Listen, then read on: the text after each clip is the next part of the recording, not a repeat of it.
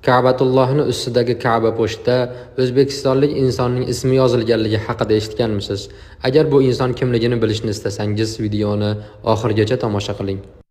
Bu inson asli namanganlik bo'lgan Abdurrahman Amin Buxoriydir.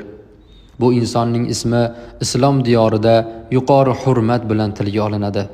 Hattoki bu insonning ismi muqaddas Ka'ba po'stida kisva matosini har yilgi nusxasida oltin harflar bilan yoziladi.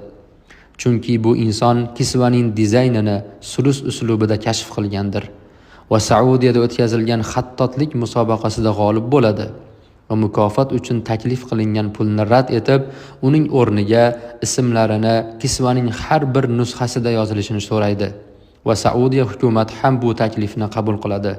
Bu inson 1990-yilda muborak 90 yoshida vafot etdi. Ammo uning ismi